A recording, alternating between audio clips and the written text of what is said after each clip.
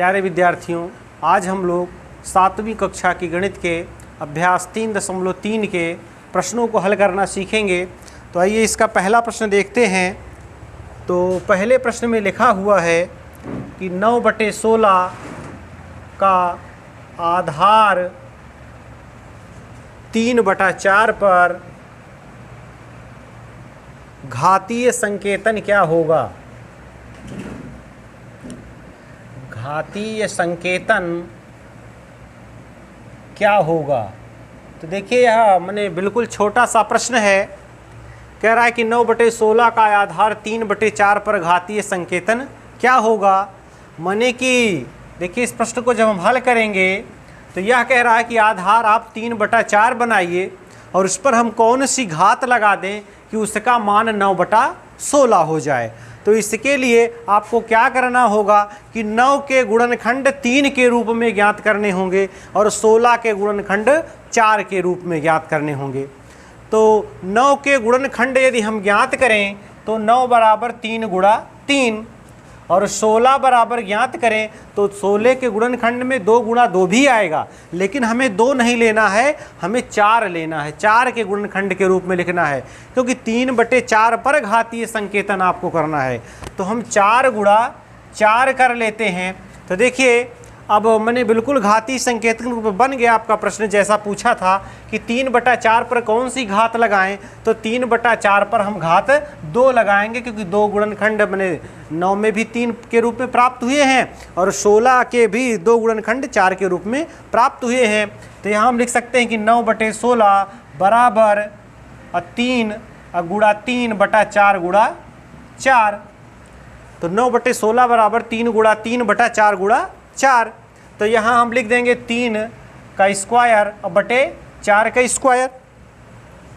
भाई जब 4 के 2 गुणनखंड हैं तो 4 गुणा 4 का मतलब 4 का स्क्वायर हो गया। अब देखिए इसी का हम ऐसा भी कर सकते हैं, 3/4 का होल स्क्वायर कर देते हैं, खाली एक पावर लगा देते हैं मैंने, और दोनों पर यही पावर काम करेगी। अलग अलग आपको लिखने की आवश्यकता नहीं है। मैंने 3 की भी पावर 2 है और 4 की भी पावर 2 है। तो आधार 3/4 पर जो कहा था घातीय संकेतन क्या होगा, तो यही आपका हल है। मैंने आधार 3/4 पर हमने घात 2 लगा दी, 9/16 इसका मान हो जाएगा। तो बस यही प्रश्न था और ये हल हो गया। अब देखिए दूसरा प्रश्न देखिए क्या कह रहा है। कह रहा है किस भिन्न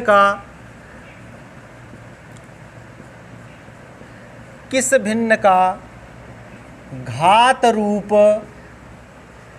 3/5 का स्क्वायर है।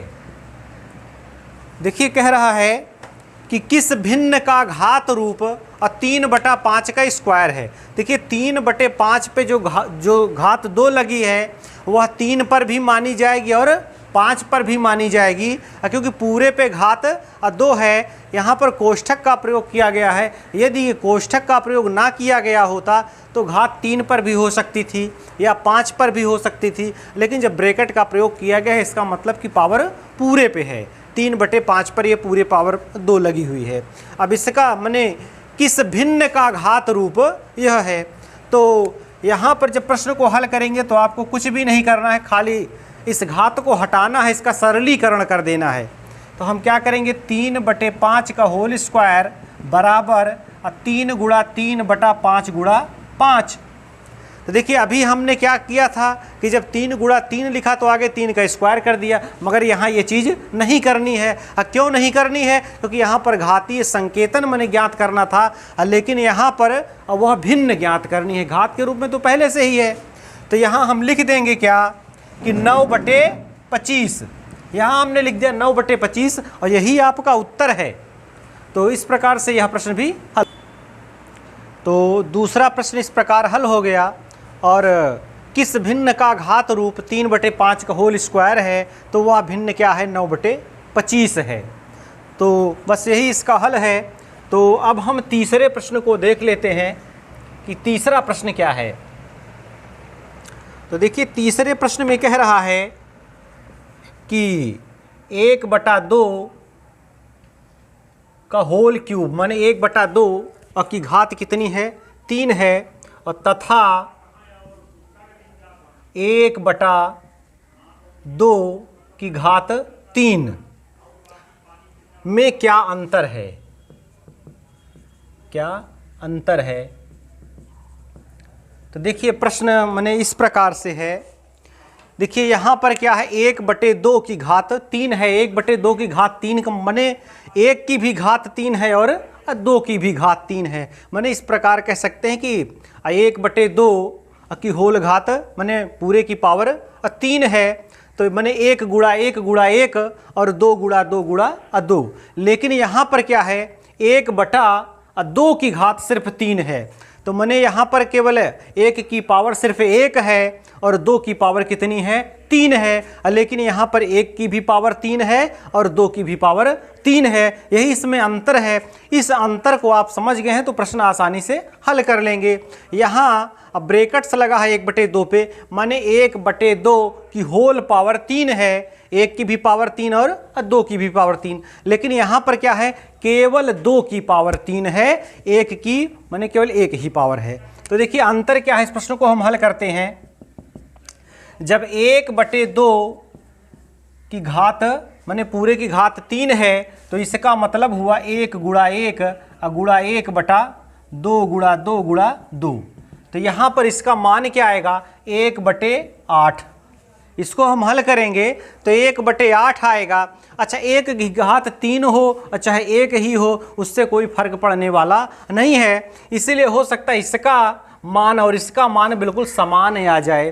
अब भले पावर यहाँ पूरे पे लगी है और यहाँ पावर खाली 2 पे लगी है, लेकिन फिर भी उत्तर समान आएगा। क्यों समान आएगा? क्योंकि 1 पर घात कितनी भी लगा दीजिए आप, उससे कोई फर्क नहीं पड़ता। अब ऐसे ही देखिए 1/2 की घात 3 बराबर 1/2 गुणा 2 गुणा 2 बराबर 1/8। तो देखिए दोनों जगह पर मान 1/8 ही आए। तो पूछ रहा है अंतर क्या है, इस दोनों में अंतर क्या है?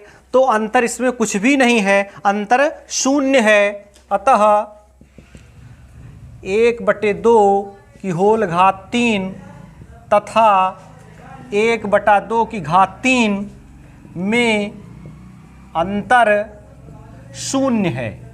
अंतर 0 है, माने इसका भी मान 1/8 और इसका भी मान 1/8। और जब दोनों का 1/8 है तो 1/8 में से 1/8 जाएगा तो क्या बचेगा, 0 बचेगा। तो दोनों में अंतर क्या है, 0 है, माने कुछ भी अंतर नहीं है। तो इस प्रकार से तीसरे प्रश्न को हमने देखा। तो देखते हैं चौथे प्रश्न में क्या है। देखिए चौथा प्रश्न है, निम्नलिखित को सरल करिए। तो इसमें पार्ट वाइज कई प्रश्न हैं। चौथे में पार्ट वाइज कई प्रश्न हैं। तो फर्स्ट पार्ट में दिया हुआ है कि 8 की घात 3 गुणा 3 की घात 4। तो इसे हल करने के लिए कह रहा है 8 की घात 3 गुणा 3 की घात 4 लिखा है। तो फिर आपको यहाँ पर सरल करके इसका मान निकालना होगा। तो देखिए क्योंकि आधार बराबर नहीं, एक जगह आधार 8 है दूसरी जगह आधार 3 है, पावर भी समान नहीं है ना आधार समान है। तो आप सरल करिए। तो 8 गुणा 8 8 गुणा 8 गुणा 8 एक कोष्ठक में आप ले लीजिए। अब गुणे 3 गुणा 3 गुणा 3 गुणा 3, माने 8 का गुणा 3 बार हमने किया और 3 का गुणा 4 बार किया। तो अब देखिए 8 का मैंने 3 बार गुणा करेंगे तो 512 हो जाएगा। गुणे 3 3 9 3 27 और 3 81 हो जाएगा। तो बस अब आप इसका गुणनफल माने 81 से 512 में गुणा कर लीजिए और आपका उत्तर आ जाएगा। तो गुणा कर दे रहे हैं 512 में 81 से। तो मैंने 1 से जब किया 512 में 512 ही हुआ। 8 दूनी 16 के 6, 8 एकम 8 एक 9 और 8 पंचे 40। तो हमारा उत्तर आ गया और 9 5 14 के 4 और मने कि 41,472 41,472 यह आपका उत्तर आ गया। अब देखिए इसके सेकंड पार्ट में दिया हुआ है कि 10 की घात 2 गुणे 2 की घात 3 गुणे 3 की घात 2। अब देखिए इस प्रश्न को हल करना है। तो यहाँ भी देखिए बिल्कुल आसान है कि 10 की घात 2 है, तो इसका मतलब हुआ 10 गुणा 10। फिर गुणे में देखिए 2 की घात 3 है, तो इसका मतलब हुआ 2 गुणा 2 गुणा 2। फिर देखिए 3 की घात कितनी है, 3 की घात 2 है, तो मैंने 3 गुणा 3। तो बस यही हल कर लेंगे आप, तो आपका उत्तर आ जाएगा। तो 10 दहम्मा 100 हो गया, गुणते 2 दूना 4 दूना 8 हो गया, और गुणते 3 तियाँ 9 हो गया।